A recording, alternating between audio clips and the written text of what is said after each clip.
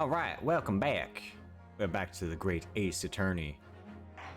Last where we left off, we've discovered that there was a brat that had apparently hidden inside the freaking carriage seat that Mr. McClub, or whatever the fuck that Irish fuck's name is, was hiding in. Anyways, so I snuck inside the carriage before they hooked up the horses just like always. So, you were already in the omnibus before it even set off on its run. Well, yeah. I mean, what's the point of spending a joey to make a few bob, eh? That's a rum idea, ain't it? I suppose she means there's no point spending money to make money. It actually makes sense. Counsel, may I remind you that this girl is a petty thief. Kindly refrain from entertaining her tenants. Well, that does quite clear up the little mystery of the fares and all. 4 paying passengers at 5 pence apiece. In the 20 to which the cabmen testified. And 1 little scapegrace riding for free. The red conch of a driver always goes for some grub before his last run, see? So that's when I slip into the carriage and get myself eaten under the seat. Nice and easy, right? But your hiding place is a storage compartment. Full of equipment for the coach, no?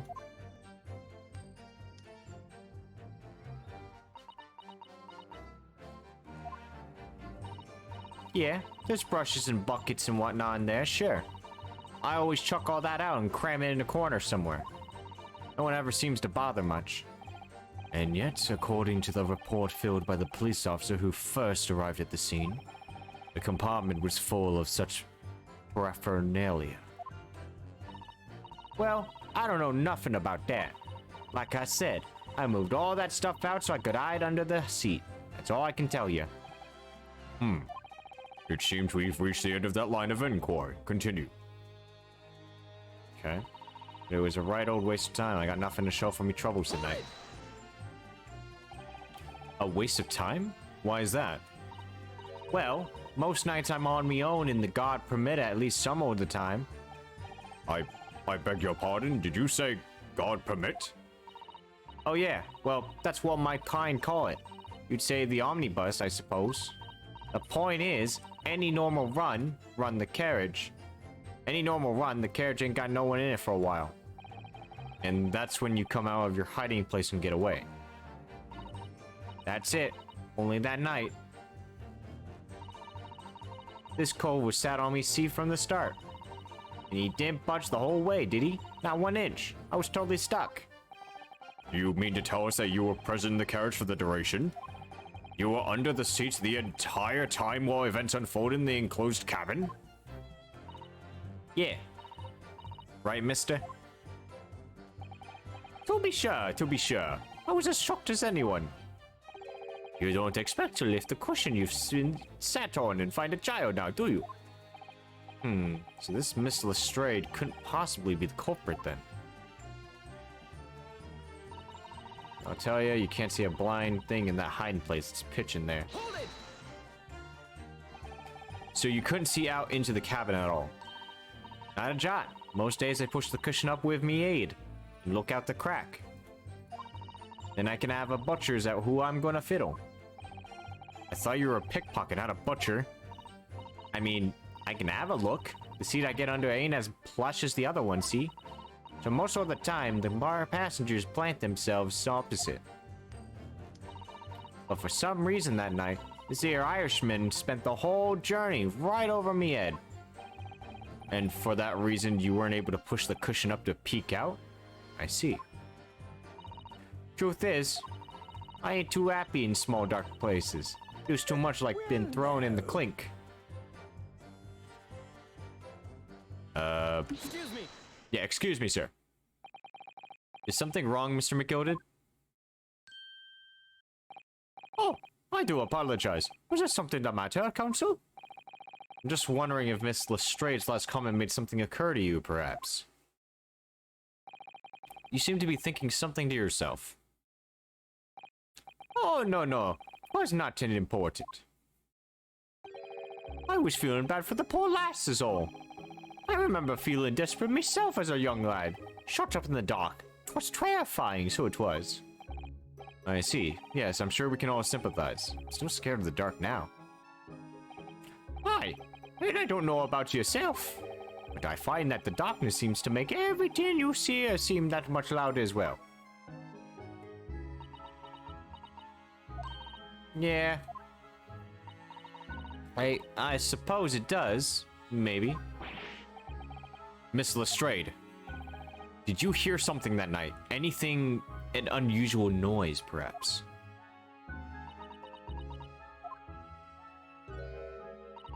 Nah, not really. All I could hear was the Irishman snoring. Jabus, there's no need to tell the whole world of me foibles. Yeah, you little scap. What a pity. If only Miss Lestrade had heard something, it might have given us a vital new clue. Yeah. What should we make of that last statement of hers?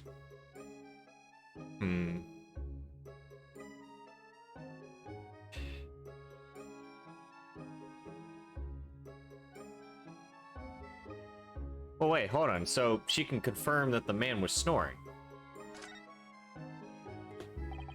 Well, I don't think we can draw any particular conclusions from that. Very well, if that's just the position of the defense. What's the matter, Miss? Wait, did I not say it is? Is that really true, do you think? It must be, surely. Ah, crap, I think I clicked the wrong one. She said that she didn't hear anything.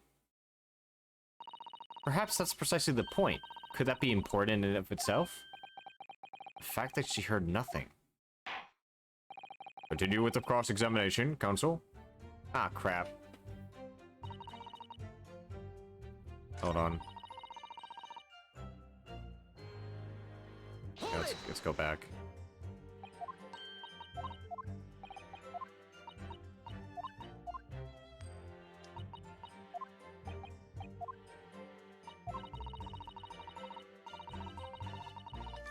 Well, now. Excuse me. Alright, there we go. I thought I clicked it is significant, but I guess I didn't.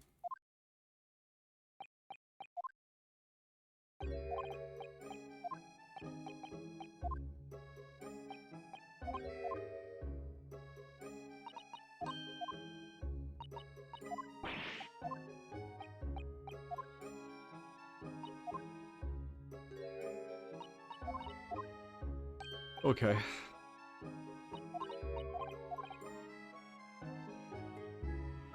Oh, it's insignificant. Sorry, I meant to say it's profoundly important. My lord, I believe the statement just made by the witness is profoundly important. Profoundly important? But all she said was that she heard nothing. Yes, which is the profoundly important point. I'm almost sure of it. I'm almost sure that I don't understand the inner workings of your Eastern mind, counsel. Nevertheless. Miss Gina Lestrade, you will supplement your formal testimony by repeating that last statement, please. What? Supplement? What are you on about? Don't give me all your fancy talk. I know what you're trying to do. Well, won't work on me. That's right. Insult the judge. Always a good move. I was straining my ears to work out what was going on, but all I could hear was snoring. Hold it! So you were straining to hear what was happening the entire time, since the moment you hid yourself? Not exactly, no. Sorry? Well, there was no one in the cabin to start with. I could just push the cushion up and have a butcher's to see what was on it. But then, when I saw this swell getting on, I got me head down so he didn't notice me. Mr. McGilded sat on the seat under which you were hiding under, correct? Yeah. Would you and Adam and Eve in?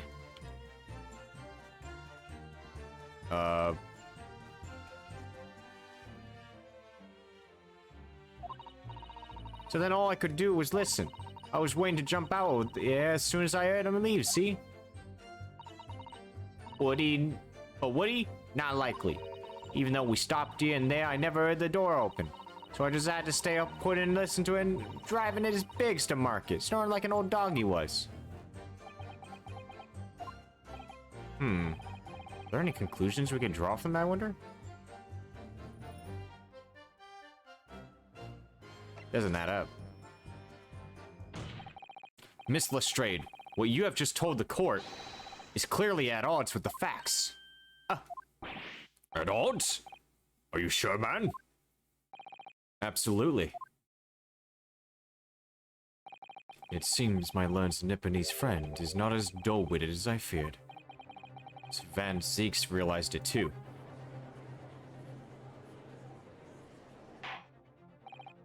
Counsel, I must insist that you bolster your claim with evidence or some complicit party names at the very least.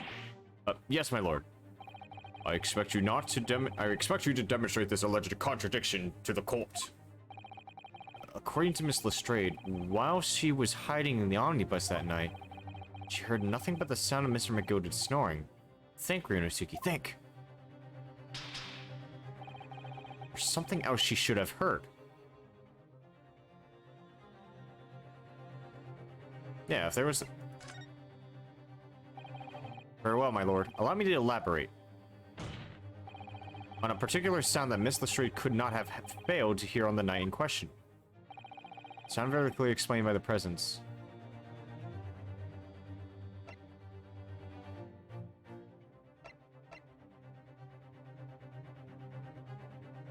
The sound very clearly explained by the presence of the following person. This? Take that! Thrice fired Mason? Yeah, because if he was... Okay, because she claims that she was in there, and that all she heard was snoring. But then where did Thrice Fired Mason come into play?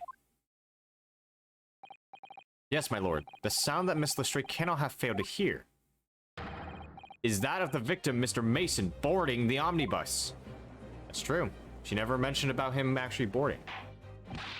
Order! Order! Explain your reasoning, counsel. Miss Lestrade, allow me to confirm something. You claimed earlier that you were the person on board the omnibus, is that correct? Yeah, of course I was. I got on while the driver was in the pub, didn't I? And the next person to board the omnibus was Mr. McGilded. That it was. Not a soul was in the cabin when I climbed aboard. At least, not in plain sight. So you were, to all intents and purposes, alone in the enclosed cabin of the omnibus at that time. Did I not just say as much? I wasn't traveling with anyone else, if that's what you mean. Yeah, I saw him get on, remember? Through the cracks under the seat cushion. He was on his own for sure. And from what we've heard, the carriage made a number of stops after that on its onward journey. During which time did you not hear the door opening or closing at all? Nah, I never heard it. That's exactly what I was listening for, weren't it? Waiting for the swell to leave. In which case, when and how did the victim end up in the carriage? Ah, We know that the victim collapsed inside the enclosed cabin of the omnibus. Therefore, Miss Lestrade's statement about what she did or did not hear is at odds with the facts. Ah, that's true. You haven't really told us when this guy came in. Yes, this petty thief's statement was clearly flawed. Lord Van Zeeks? Yes, he knew. He knew all too well that there was an inconsistency in Miss Lestrade's statement. It would seem words of thanks are in order for my learned friend. What are you talking about? You have demonstrated matters impeccably. This witness and her colorful statements are entirely unreliable. Her words are convenient untruths, nothing more. Yeah. He's dead right. How could the victim possibly not have boarded the omnibus? That makes no sense whatsoever. This girl is a pickpocket. Let's not forget that. Grandma, what? Bruh. She didn't even say anything. I didn't want to judge the dear little mite just because she has some rather naughty ways. But I must say, I can't abide liars. Neither can I. Mr. Foreman, I didn't want to judge the girl just because she has some less than salubrious ways. And I must say, I cannot abide liars. Oh, Jesus. Oh, God. Ugh. Mr. Naruhodo, that's 5 jury members leaning towards guilty. And... good. Well, your consideration for others is refreshing, my Nipponese friend. To the considerable troubles you have spared me.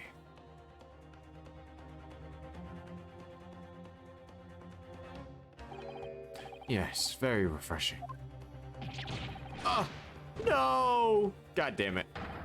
Ah, what are you playing at? Have you forgotten who you're working for, you lossless Eastern Amadan? This is carnage. It's perfect. Juror number 2 is the only one left. General Naruhodo, the way this is going, I know if we can't find some new way to convince everyone Mr. McGilded's innocence, the judge will rule and we'll have lost. I very much wanted to believe the words of one of London's most respected gentlemen, but those of us in service know we must accept hard truths. Hold it!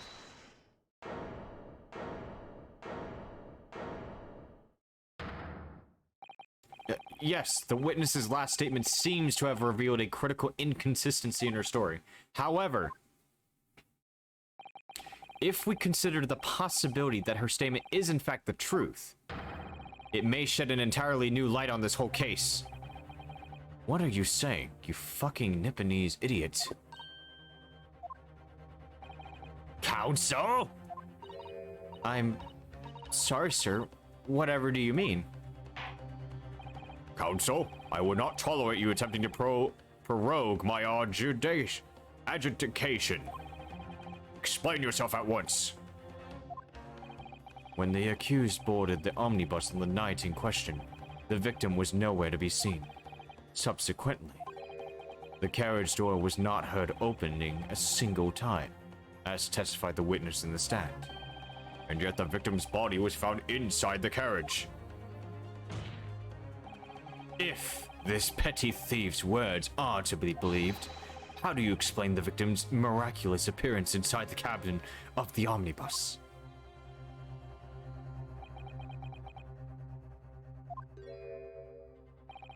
There's only one way to explain how the victim came to be inside the carriage. So he was either in there already, there's another entrance, or he was put there after he died.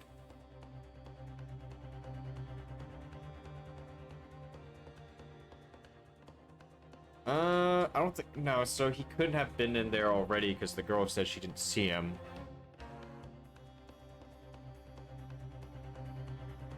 Another entrance. Could there have been another entrance? Here, court record.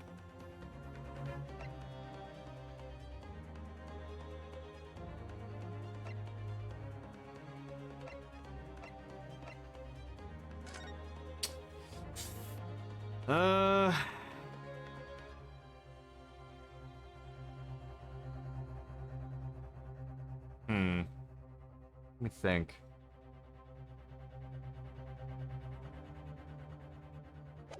So my options are either there's another entrance or he was put there after he died.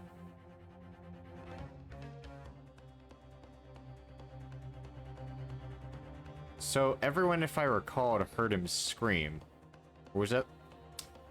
I can't remember if everyone heard. No, it was the man upstairs, I think, that heard him scream.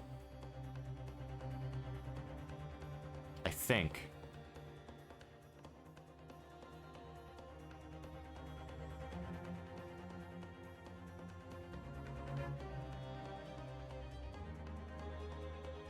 There's another entrance?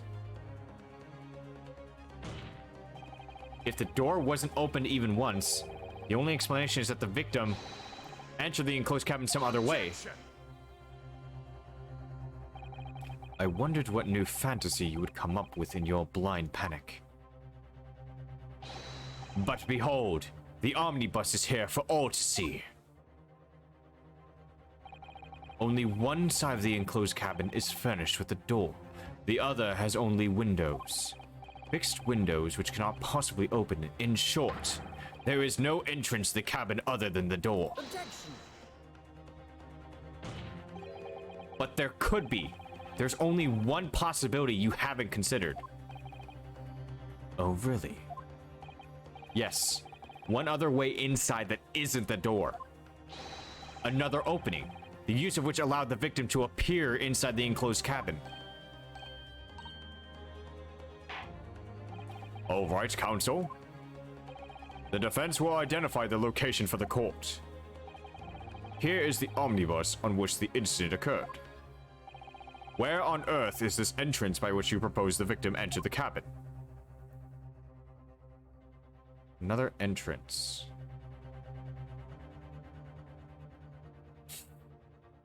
Ooh.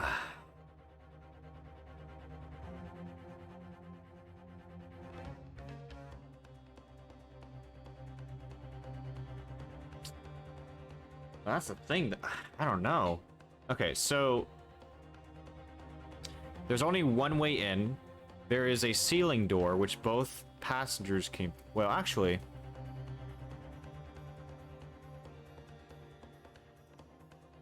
so as far as I'm aware, there's technically, I think, 2 entries.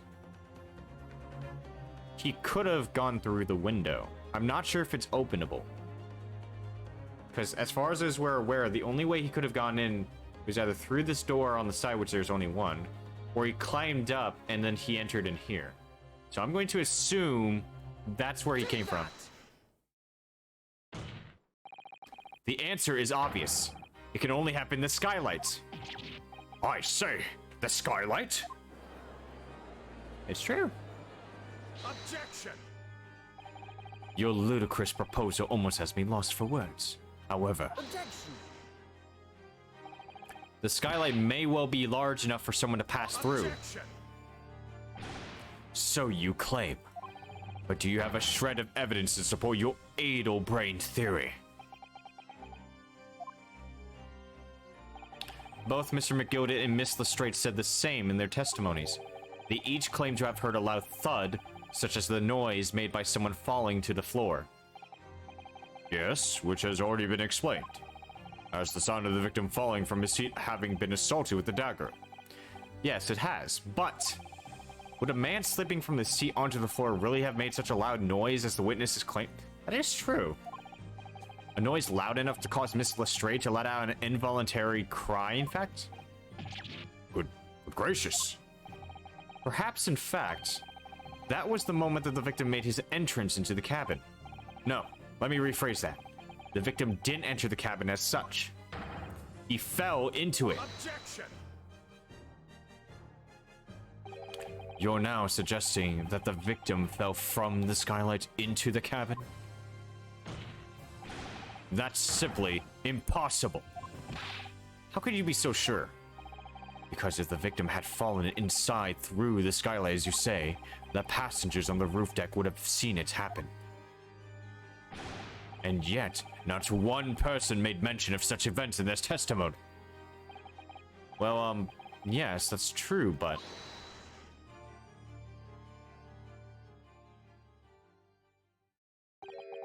might a humble fella make a wee comment here?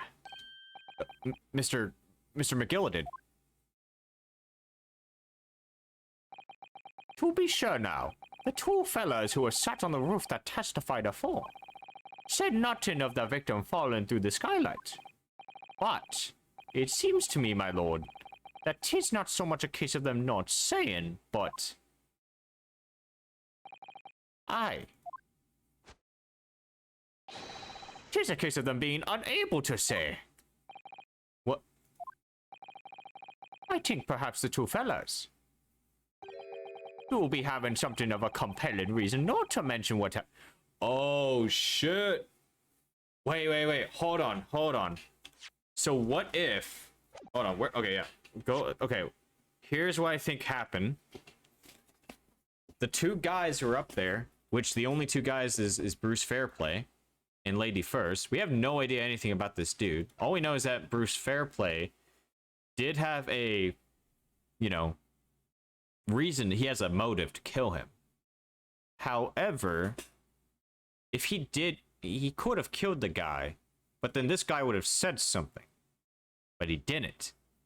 Which means that more than likely what happened was that Lady First probably had also a motive to kill him, but he actually had the gut to do it, killed the dude, dropped him in the fucking, you know, through the window on top. And he basically, you know, went to Bruce Fairplay to say, hey, like, hey, man, I know that you're in deep shit with the McGilded guy down there, so you keep your mouth shut and we both get a win-win. I think that's what happened. So, that's what I think went down. That's what I think went down now. So that means the two first witnesses are lying under testimony. Would yours not agree, fine ladies and gentlemen of the jury? Oh my goodness, surely not. Those two chaps on the roof? You mean the ones who stuck that knife as the man were? Oh.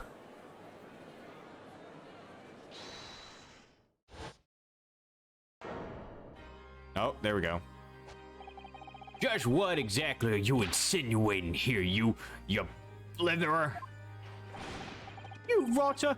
He said, you rotter! What are you insinuating? Well, what the fuck? What is he doing? This is a flaming outrage. I've got a good mind to give you a blinker in a minute. He'll give you a shine in a minute, he said, and so will I.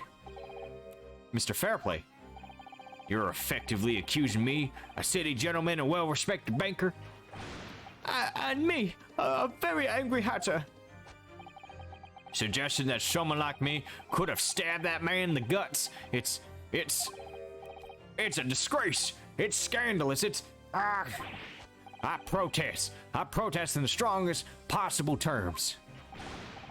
That's right. I protest too. How about you, you rotten scoundrel? Order! Order! This is not the time, witnesses. I will not permit this wanton invasion of the stand. Return to the anteroom at once. But this is beyond reason, my lord. Ugh, it's outrageous. It's very hurtful, you know. My lord, if I may comment. Go ahead, Lord Van Zieks. It was the defense that incited this outburst from the witnesses. My learned friend has seen fit to abandon all protocol and accuse the witnesses without proof. Accuse? I never intended to. It seems, young Nipponese, that your command of the English tongue is wanting. You propose to this court that the victim fell through the skylight from the roof deck of the omnibus. That hypothesis cannot possibly stand without the rooftop passengers being aware of the events. You have branded these gentlemen as liars. You have intimidated their criminal guilt. In our British court of laws, that is what is termed as a baseless accusation. I know I was rash to put this idea forward without any actual evidence, but you can't just dismiss it without a second thought. What are we wasting for? Get them to just to testify. I thought there was something fishy about that hat from the moment I laid eyes on it. We have to see this matter through now, one way or another. If there's filth and rubbish in our midst, we must dispose of it at once. Testify! Testify! What's happening, Mr. Naruhodo? Spectators in the public gallery they're in a complete frenzy. Mr. Fairplay, Mr. First. My lord? You will take the stand again and make another formal testimony in reference to the indictment brought by the defense. Yes, my lord. I did come here for this. There's no time to think this through. All I can do is keep pushing forward Oh, he's shaking like a fucking leaf. Alright, so hold on, real quick. I need to check something. So what's this guy's name? So we have Bruce Fairplay and Lady First.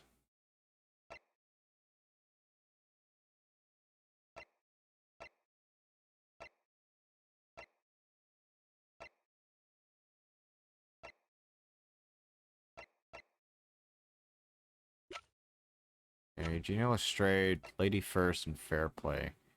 Okay, but the knife is like either an M or a W. Interesting. Okay. We were the only two people up on that roof deck, dead or alive. I could swear to that. If anything had happened where we were sitting, don't you think that one of or the other of us would have noticed? In any case, neither of us know the first thing about the victim. We had no reason to kill the man. The skylight was shut the entire time, I tell you. We couldn't possibly have opened it. If you're so sure the victim fell through the skylight, where's your proof? I must say that on listening to these testimonies, it is somewhat hard to imagine how either witnesses could have performed a malevolent act on this open rooftop deck without the other noticing forthwith. That's right, you see? We're innocent, I tell you. Although, logically, of course, the argument falls down in the two of you were in collusion with another. What? Eh? According to investigations by Scotland Yard, he's got a fucking scroll. The two witnesses share no common dealings. Heh. Well, I don't trust coppers any more than I trust the stinking rich. Something doesn't feel right here. Trial is going in our favor, really. So why do I feel so uneasy? Counsel for the defense, over to you. Your cross-examination, please. Oh, yes, my lord. Alright, here we go. Alright. You're the only two people on that roof, okay? Hold it! So at no time did the victim, Mr. Mason, climb up to join you on the roof deck? Absolutely not, Dickin. No questions about it, he said. Not at all. Oh, but yes, of course. I remember seeing them both. I saw the victim inside the enclosed cabin talking with this man here. Is this true, Mr. McGoden? Dear me, my lord. At the risk of repeating myself, I boarded the omnibus alone and nodded off inside almost immediately. That's an outright lie. Without doubt, you were engaged in... Let me stop you there, fella, and ask, do you have any evidence at all? At all?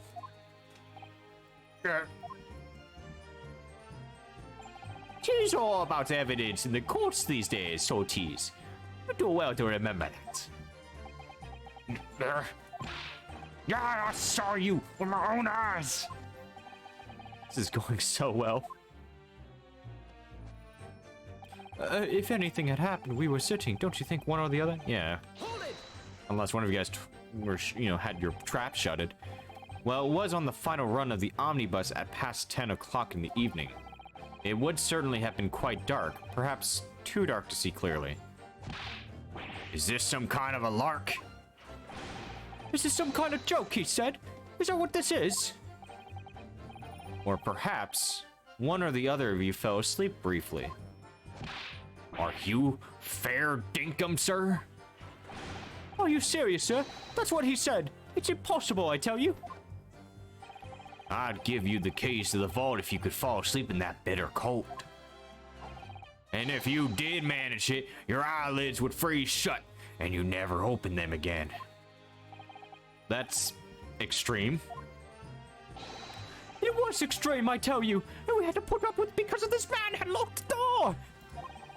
Any true gent would have unlocked it and let me in when I knocked. I'm dreadfully sorry about that young fella.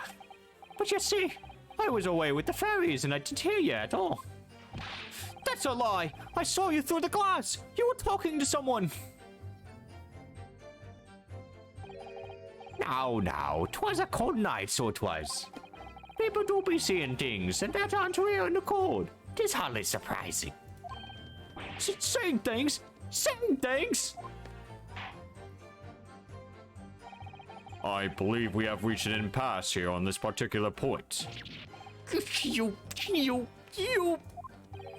Don't take it personally now, lad.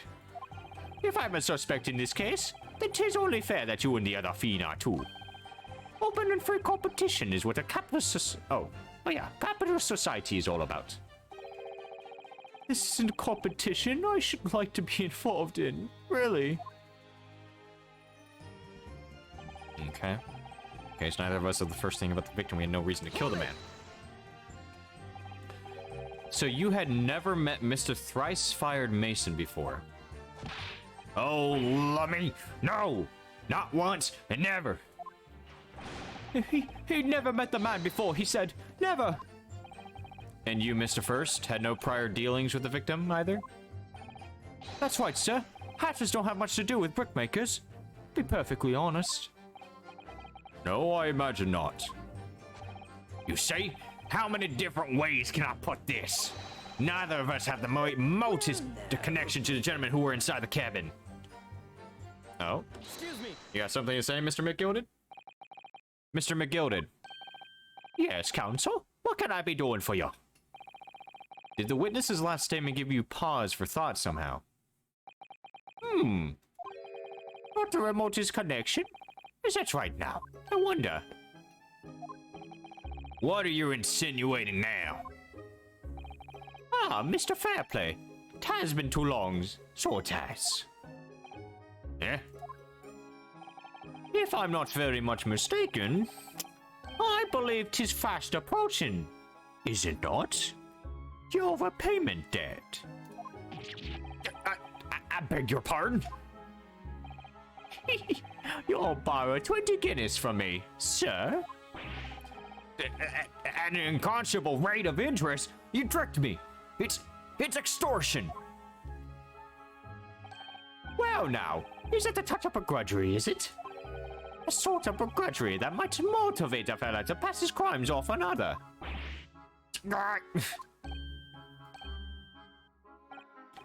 And young Mr. First. Me, sir? What do you want with me, sir? You'll be making hats for a living, do you not? That there top hat sliding about on your head. Is that one of your own creations, is it? I'm just still an apprentice, you understand? I'm learning to find the perfect fit for whatever fine gent walks through the door. The perfect fit, is it? Well, 'tis a very distinct design, so it is. Many customers like it, I tell you. That they like a distinct touch. Customers? Such as Thrice-Fired Mason? Oh, wait a minute. Hold on. Oh shit, that's right. His hat's fucking... Oh my god. I completely forgot about that. Holy shit. I didn't think about the hat. That is... McGilded, I love you. There was a photograph print of the victim submitted as evidence afore, my lord. This you mean? I can't help thinking about that poor fella hat's looks. Distinctly familiar. Wouldn't you say?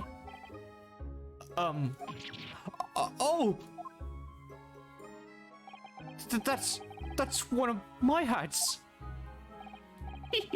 Aye, that is. So it would seem the brickmaker was a customer of yours. The sort of customer, I wager, you could have had a wee quarrel with over the distinctiveness of the goods.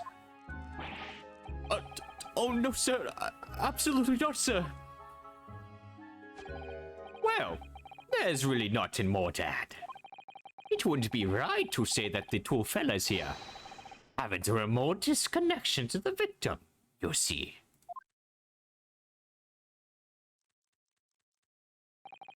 I rest my case. you little weasel. Ah. He's better at this than I am. Maybe he should be a lawyer. Gosh, Mr. McGilda has certainly been through in this research, hasn't he? Little scamps. Now, please, don't let me, little interruption, hold up the proceedings. Skylight was shut the entire time. I tell you, we couldn't possibly. Hold it! Alright. Are you quite certain about that? That the skylight was shut the entire time? I'm going to lose my block with you in a minute. He's going to lose his rag with you in a minute. That's what he said.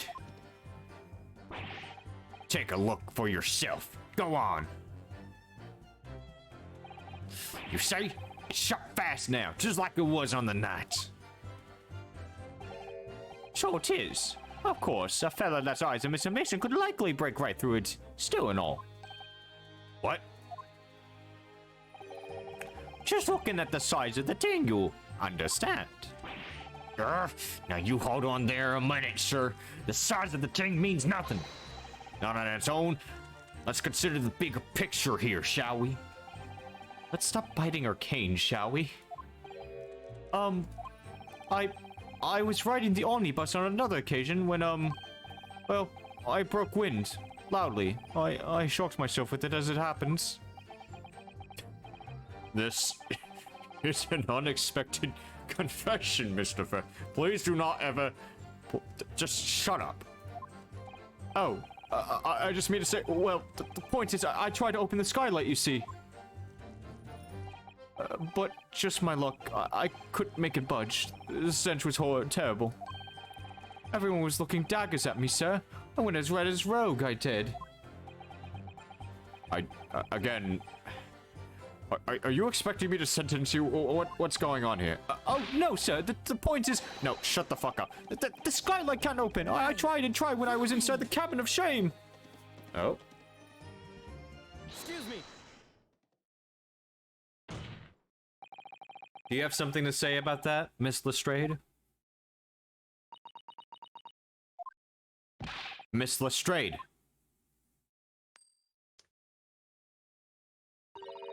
It opens. Huh? The skylight. That is what we're talking about, right? I'm gonna blast everyone here. Brooklyn style. All them skylights open. Dead easy. More easily than you can load that weapon? That's a lie, I tell you. Otherwise, when I broke wind, I... You can't do it from the inside, you mug. Oh. Look, a few weeks ago, I was up on the roof deck of one of them drags. And I had a great haul. And I mean, I had purses coming out of me ears, okay? You hear?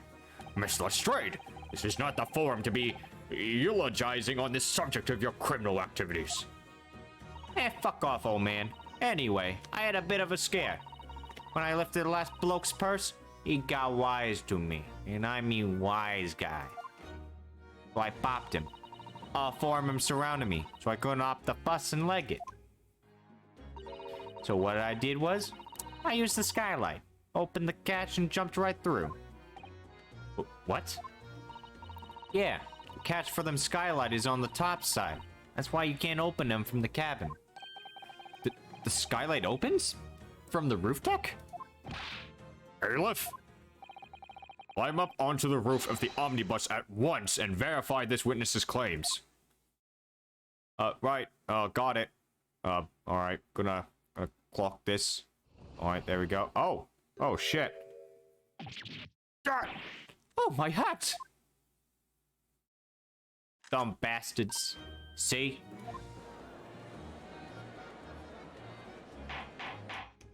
Order! Order!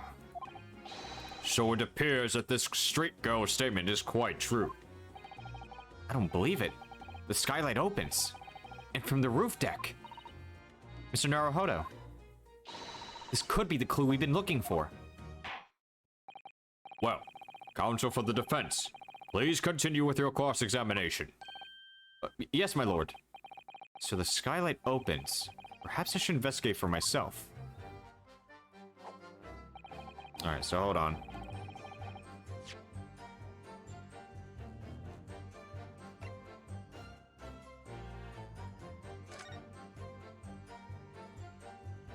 Let's open that. So the skylight was fastened shut before, but now the catch has been undone. We should be able to open it. There we go.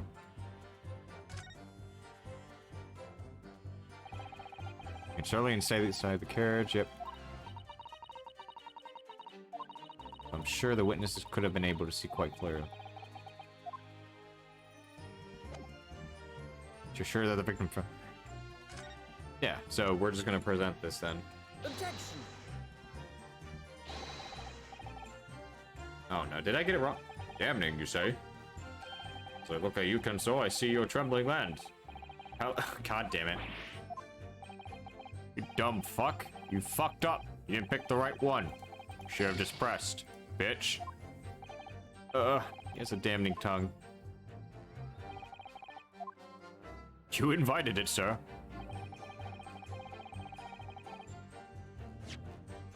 But we just proved it, though. Okay, whatever. I'll just push it. Proof? That's right. I demand to hear it. We came in to see what we saw. I tell you, not for this. But you call us both shysters. Brand us as criminals. He calls liars. That's what he means. And accuse of us of doing it. As it stands at the moment, there's no hard evidence that incriminates yourself now, is there? I believe we're much of the same position as one another here. Huh? Ah! If I don't crack this case, he'll crack his teeth. I wonder if these two men really were involved in the same way. Couldn't say. I mean, I don't really know anything about them, so do I. Although, by the same token, I don't really know anything about Mr. McGilded either. It's so hard to know. But, okay, but we know that it opens from the outside, so why can't I present that? Evidence. No one can argue against decisive evidence, including the members of the jury. So you're saying that what we need now is find a conclusive piece of evidence. Yeah.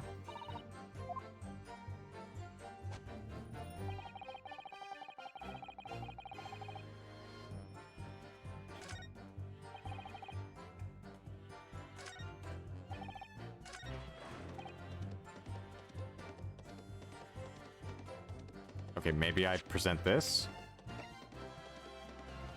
Objection. Oh my god, dude. But we know we okay, what the fuck, dude? Oh great, now I have two chances. Skylight was shut the entire time, I tell you.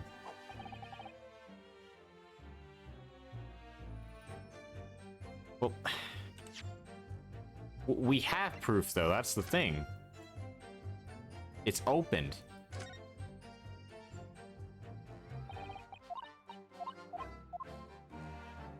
Okay, what if we go inside?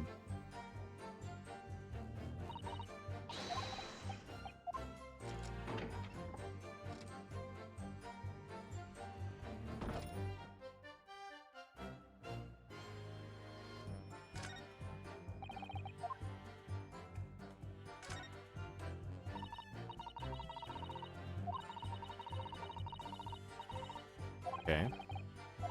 Someone like me.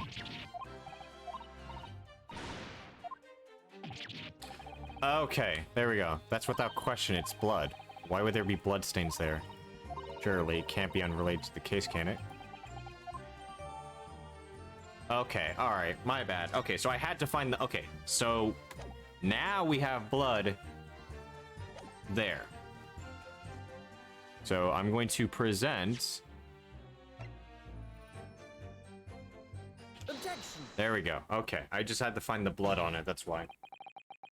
On the night in question, the victim was fatally stabbed in the stomach, and immediately afterwards, the victim's body was pushed through the skylight into the cabin below.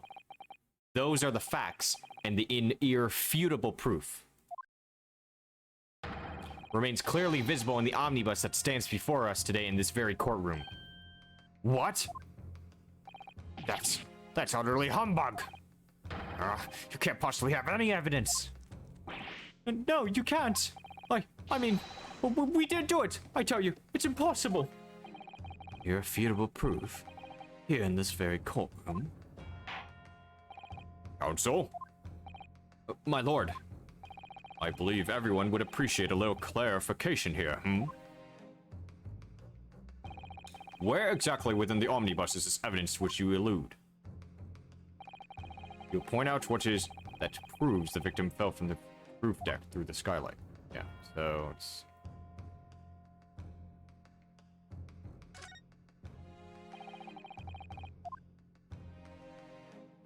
Oh yeah, right here. Yes, it does. Oh, okay. Oh, okay, I thought... Okay, never mind. Sorry, no, I didn't mean to do that.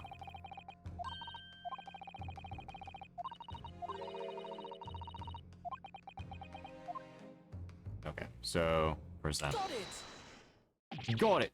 By Jupiter, is that blood? This bloodstain proves two things. Firstly, when the incident occurred, the skylight of the omnibus was open. What? And secondly, the victim was already bleeding when he fell through the opening. Oh my. And so it follows that Mr. McGilded, who was inside the enclosed cabinet himself at the time, cannot possibly be guilty of this crime. No! Yeah, there's no way Van Zeeks can prove otherwise. Order! Order! Hold it! But the blood. That could have sprayed up there when the fellow was stabbed inside the cabin. And only found its way to that one particular spot on the skylight. Sure, and that would be very convenient. And let's keep it in mind that the skylight catch can only be unfastened from the roof deck. I myself wouldn't have been able to open it now, would I? But, there's no way to know for certain, is there? If the churn really fell through the skylight, I mean. Why don't you have a good look at the floor of the cabin between the two seats, Mr. First? 'Tis all too plain, if you see. There's the aftermath that shows the poor fella dropped from a fair height right there, so 'tis. What? No. But it can't be. It's all Lies! My fellow jury members, I think we can all agree that this is clear proof of the defendant's innocence, can't we? I believe we can, yes, sir. It's clear to me now where the filthy rubbish can be found in this courtroom. So, they brought they could pull the wool over my eyes, didn't they? Fucking... I won't tolerate any of the guild's carriages being sullied with blood. I won't tolerate it. Oh, I always knew that nice gentleman who gave us that delightful park couldn't have done such a thing. On three, then. Everyone. 1, 2, 3. Objection! Oh, there we go. And Z fix. a chilling performance, Mr. Gilded. Oh, and what would you be here referring to there now, Lord Van Zeeks? A bloodstain on the frame of the skylight. Such evidence is null and void. What? Why? For one extremely simple reason. That smear of blood never existed. Objection! What? What are you talking about? It's there for all to see, and it's clearly blood. Objection! I personally attended Scotland Yard's investigation of the omnibus. The officers involved went over the carriage with a fine tooth comb. So I cannot state without absolute surety. No such smear of blood existed in the carriage. At least, not until this trial began. But are you suggesting, Lord Van Zieks, that this blood stain here was Fabricated, my lord? Yes. And while this court has been in session... What? Okay, hold on. What a palaver. I must say, I didn't expect such crude reasoning from a prosecutor of your standard, Lord Van Zieks. But I'm Magnus Begilded, a fellow known all over the capital for his fine contributions to public life. I don't take kindly to slander, and I'll fight it to the bitter end. Even if it's rolling off the tongue of the Reaper of the Bailey. Mr. McGilded, I realize that this is your first appearance in court as the accused. However, I am well aware of your involvement behind the scenes in a great many affairs of dubious natures. Fuck off. You're very adept when it comes to avoiding getting your own hands dirty. And each time it happens that a case you're involved in is investigated, you adapt the facts. Adapt the facts? What does that even mean? When you wield a fortune the size of Mr. McGilded's, however ill-gotten it may be, nothing is impossible. Tampering with evidence, manipulating the scene of the crime, bribing witnesses.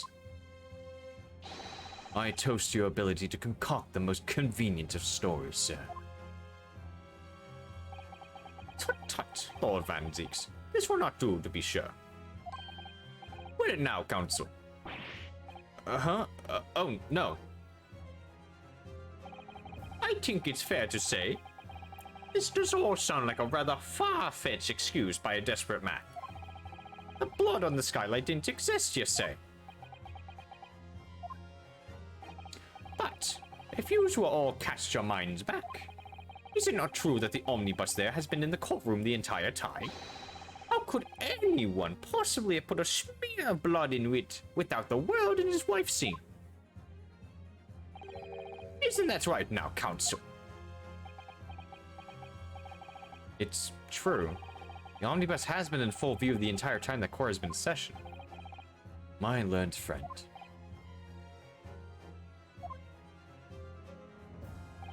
Here's to hearing your opinion on this matter, in your own words. Are you, as you wish. Could someone have tampered with the omnibus during this trial? If you're asking me, I think...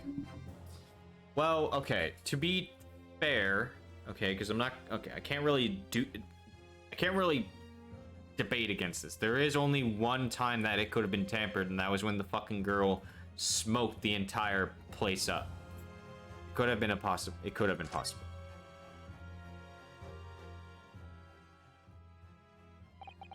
As a defense lawyer, it's my job to advocate for the defendant as best as I can, but still, as though there's something even more important at stake here. There's no evidence to just suggest that the defendant did as my learned friend suggests. However, in terms of having the opportunity to carry out the alleged tampering, there is one possibility. Oh? Gracious. Explain yourself, counsel.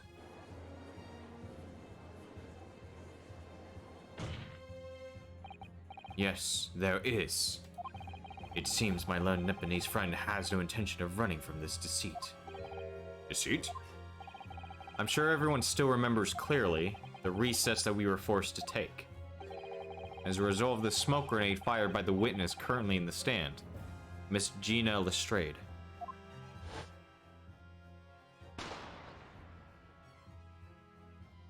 Oh, fuck! Yeah, we already know.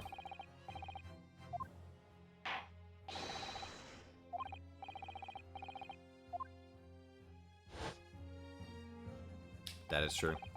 The courtroom was filled with smoke and everyone was thrown into confusion. All of us were made to clear this chamber. In that brief interval, under the veil of smoke and in all the chaos, it could have been possible to steal inside the omnibus. Oh, he said steal, not fabricate.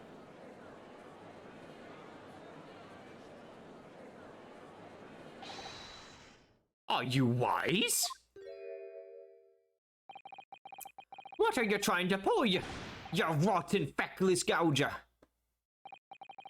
Feckless gouger? You're supposed to be defending me, boy. 'Tis a wicked plot. 'Tis a plot to undermine me, so 'tis. Objection! Whatever you think this is, it changes nothing. The facts are the same. After this courtroom was evacuated early as a result of the smoke grenade, a number of inconsistencies materialized in relation to the omnibus. Inconsistencies? Such as? To start with, the storage compartment underneath the rear passenger seat.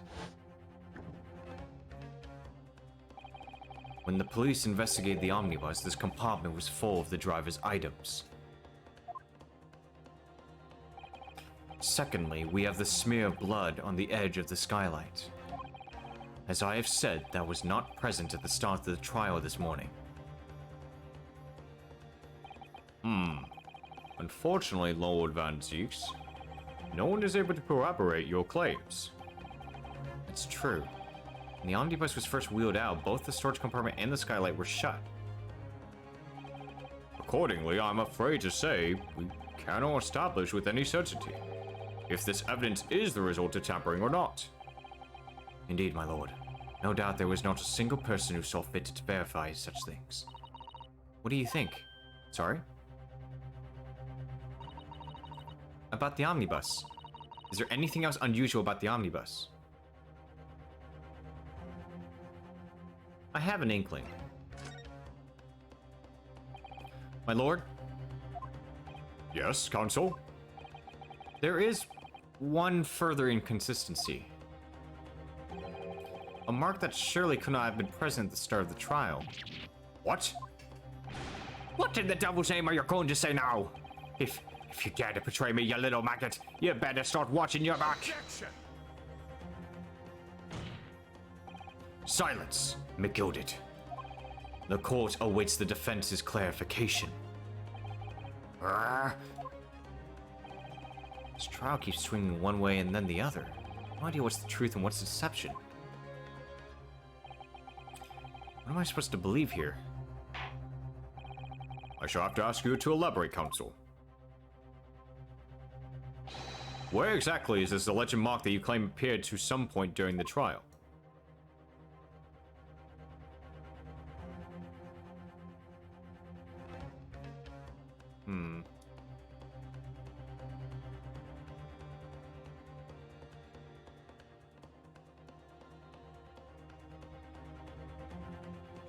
Where exactly is this alleged mark that you claim appeared at some point during the trial? I mean... where exactly is this alleged mark that you claim appeared at some point during the trial? I mean, is it that Got again? it! I think... it must be this mark here. No, okay. Alright, I fucked up. Yeah, okay. Yeah. Oh, Jesus. Oh, no.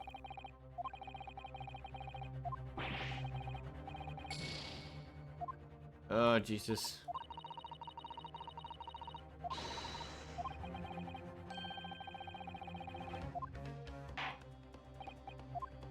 Is it the blood? Oh, it's probably...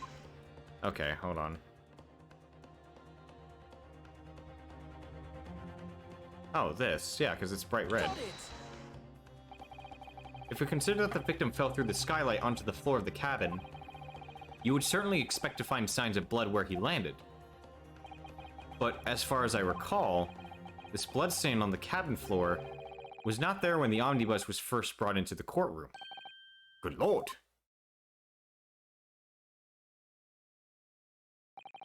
Yes, I do believe you're correct, counsel. Well said. Although, as an advocate for the defense, one might say that was a very careless slip of the tongue.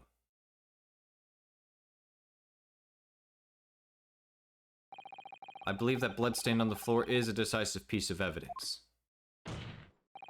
But if the question is whether the evidence is genuine or whether it was unlawfully fabricated by someone, I feel compelled to admit that there is at least one possibility that this evidence is fake.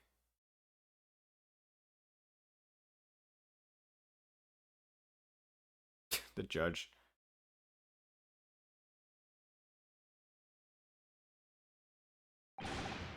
Arrgh!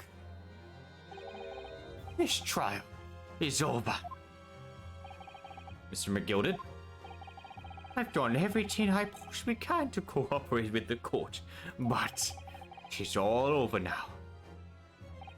But you're the defendant. Tis over, I tell ya. Memory, recollection, what people think they saw, tis all nonsense. Facts are what counts, and that fact is that bloodstain was there now. Well, Over the course of this desperate trial, and long and extremely drawn out as it's been, Woodfoot and Reaper the Bailey has failed to present any decisive evidence at all. I'm scandalized. So I am. I thought better of Lord Van Zieks. Well, my lord? I must concur with the defendant. The unaffirmed recollections of any individual cannot stand as evidence. At this moment in time, the particular bloodstain question is very much in existence, and in the absence of any credible method by which to prove its alleged previous non-existence, I regret to say that it would be improper for this trial to continue. your lordship can't be serious. Lord Van Zieks, what is your position? The prosecution, my lord, has no further witnesses or evidence to present. Wait, so did McGilded actually do it? Very well. In that case, as I believe we have explored every possible avenue in this matter, I shall proceed to my adjudication. As a formality, I am of course obliged to confirm with the defense first. What formality? As things stand at the moment, it would seem that Mr. McGilded would be found not guilty. Yeah. Which would mean we've won. Is that really the right outcome here? Is it really alright for the trial to come to an end now with all these unexplained consistencies? Oh man. Don't tell me my dude is... Counsel of the defense, your closing statement, please.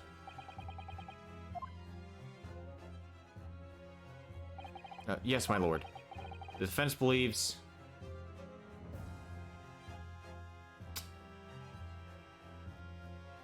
Now here's the thing.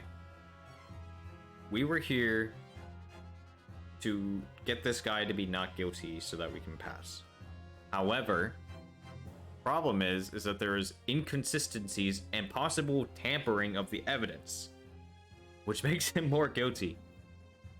So, in my honest opinion, I do not think it's fair, at least in terms of justice, that we allow this man to go without questioning these weird circumstances.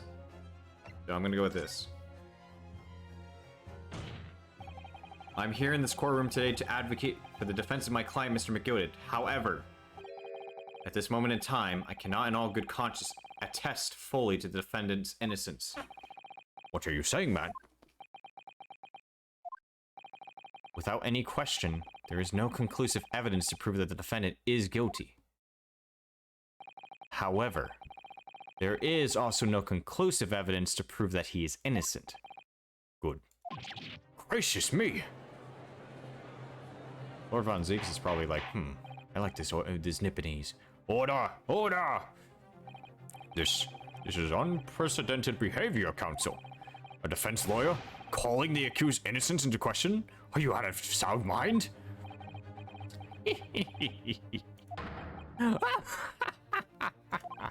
Oh, 'twas a grand decision to appoint you as my lawyer, so it was. A grand decision. What? I must say, I didn't expect quite such an exciting spectacle at the end there. But still. Here, have this for your troubles. Your job here is done, fella. And some fine work you have done, so you have. What do you mean? Tis just as the right honorable gentleman so susceptibly put it afore. The trial can't go on anymore. And your closing statement there was, how did he put it now? Nothing more than a formality. So he's saying because we got all 5 guys to say innocent.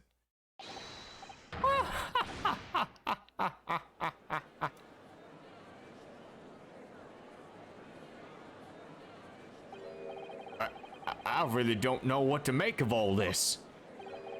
Was the evidence we've seen genuine? Or was it fake? His lordship would be fuming. Any unsightly rubbish should be disposed of promptly, I say. The stinking rich, you're always guilty of something, you... come on, mark my words. I feel terribly ashamed that I ever doubted that lovely man who gave us the lovely park. Now that proceedings have unfolded in this way, I am compelled to declare a premature end to this trial. Furthermore, the court must accept the defendant's plea.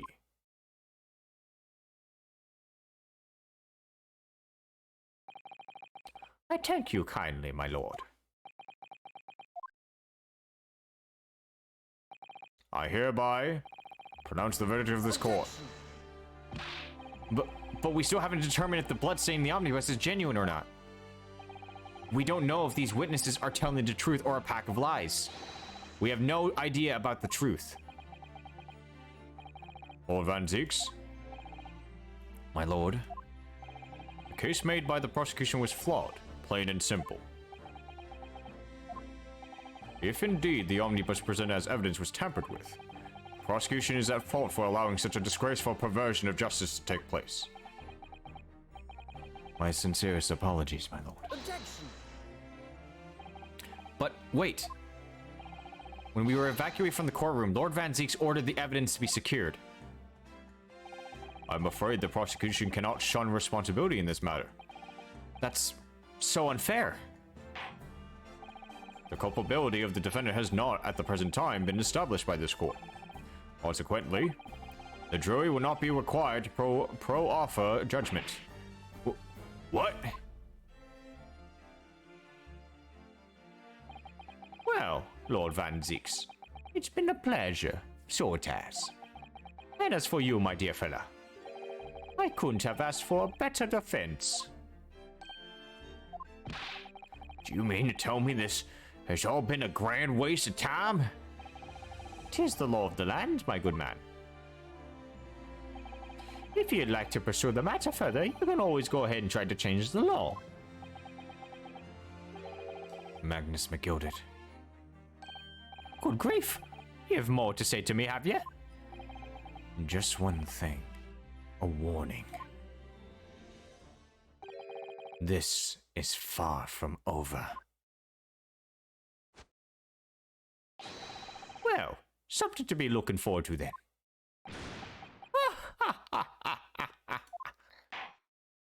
I hereby pronounce the defendant, Mr. Magnus McGilded, not guilty. Yeah, there's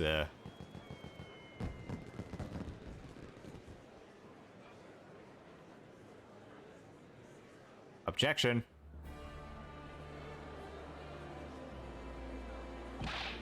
I can't believe it. This is an outrage. They should have examined the evidence more. What are you talking about? The man's been cleared. He's innocent. Damn. That didn't feel like a win at all. With the courtroom in pandemonium for the second time that day, the judge delivered his verdict. My first ever trial in Great Britain came to an abrupt end, with the defendant being found not guilty, ostensibly a victory for us.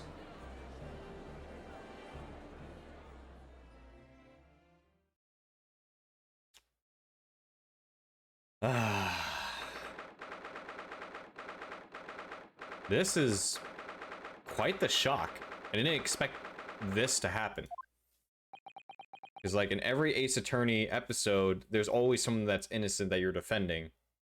Except for the one last mission in one of the Ace Attorney games. But this, they just throw it right at you at the beginning. That certainly was a long trial. Yeah, it was. Your first ever trial on foreign soil, and your first victory. It was a wonderful performance. My heartfelt congratulations. And to you, Mrs. Sato. Thank you for your assistance. I suppose we should be happy. The trouble is, we're still completely in the dark about what actually happened. Well, we didn't have enough time. But isn't it wrong? I mean, who is actually responsible for Mr. Mason's death? We don't even know that. The sole aim of the defense is to obtain a verdict that exonerates their defendant. You carried out your duty to perfection. Aye, that you did. Mr. McGilded. Ah, and that girl is with him too. Well, it seems the stories are true. Oh? What stories? About the 6 enormous fireworks they do be letting off when there's a verdict of not guilty. I'm sure you must have seen them now. Spectacular, would you say? Yeah, definitely. I heard it was a sight to behold, and be sure it was. And I've you to thank, I suppose, for having an opportunity to see it. Oh, I don't know about that. I'm not sure I really did anything. What on earth are you saying, fella? How did I walk out of there a free man then? I don't think it was so much thanks to me as down to your planning. You're a straight-talking fella, aren't you? I must say, you had me astray in the head there once or twice. But you're young and headstrong.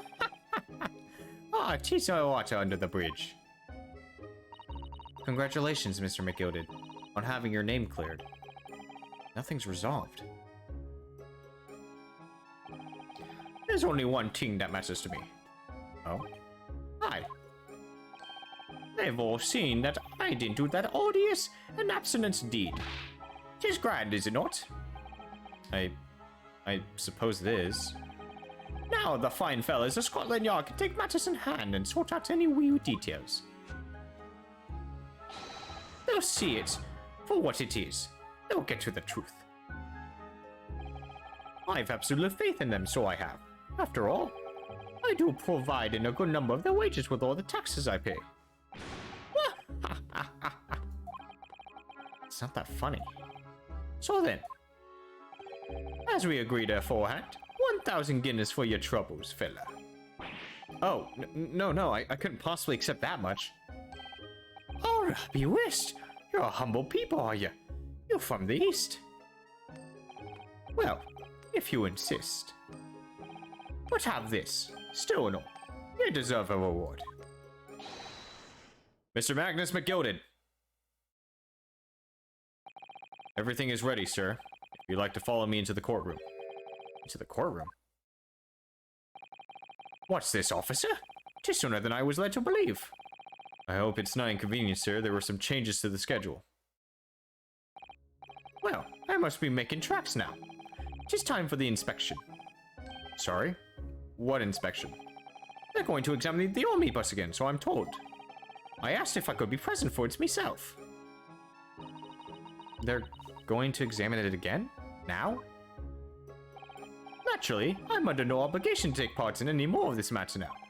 But as an upstanding member of London society, I do be doing my best to help where I can. 'Tis a gentleman's duty, so 'tis. Oh, wait a minute.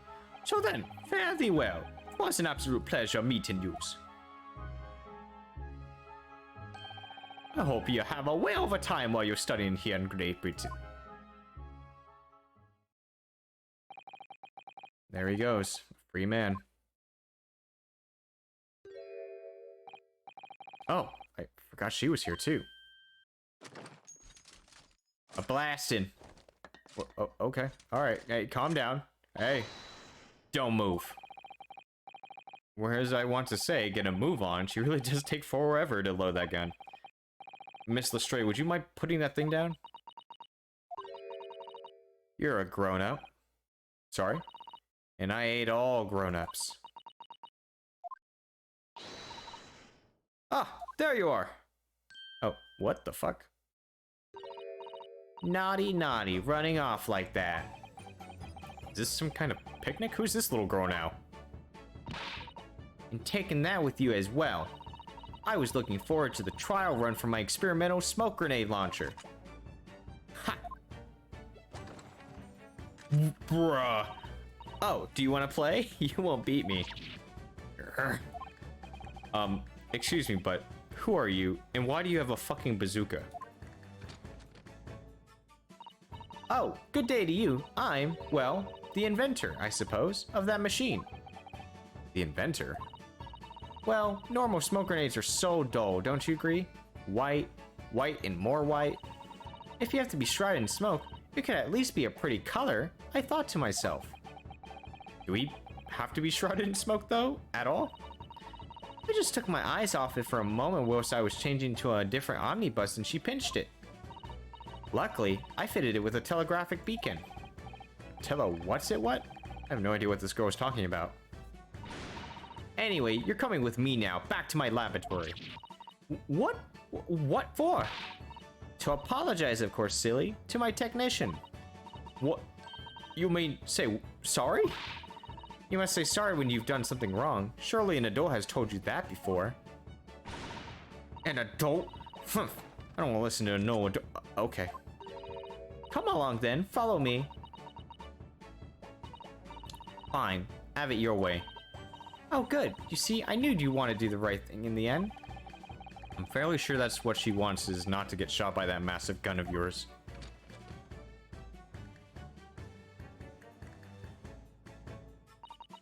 We'll be leaving now then. Bye-bye. I'm so sorry for all the fuss. And she's gone. He was the lively one. Well, do you think perhaps we ought to be on our way too? Yeah, you're right, but where to? Oh, We haven't had time to find a place to stay. No sooner had we arrived in London than we had to rush here. All our traveling cases are still with the bailiff. I was originally planning to spend today in search of lodgings. But at this late hour in the day, I'm afraid we may be out of luck. Don't worry though, I have a plan. If the worst comes to the worst, I've heard of a lovely park where we could spend the night. Please tell me you're not thinking of McGilded Park. I know it may be a little chilly at this time of year, but your youthfulness will see us through. I'm not so sure about that. I think a midwinter London night still frees a young person solid just as easily as an elderly one. Oh dear, it doesn't sound agreeable. Now I'm starting to regret turning Mr. McGilded down. 1,000 Guinness would have paid for a lovely warm room or mansion. And so, the trial to determine my worthiness for the study tour was over by the end of their first day in London. However, as we were soon to learn, there were more trying times ahead. Just as the Reaper of the Bailey had warned, the case was far from over.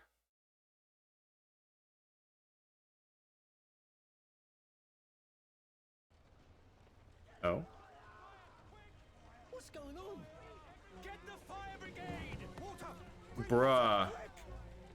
What the? How did this happen? I don't know, sir. By the time I got here, it was already engulfed. No one was supposed to be allowed in here before we started investigating. Someone. Oh, brother. No. Oh, good God. There's someone in there.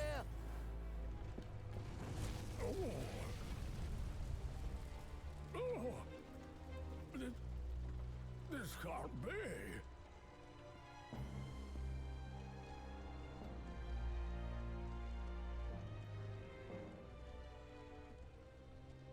So not only did Mr. McGilded tamper with evidence, but he also tried to burn the evidence along with someone else in it. Great. Great.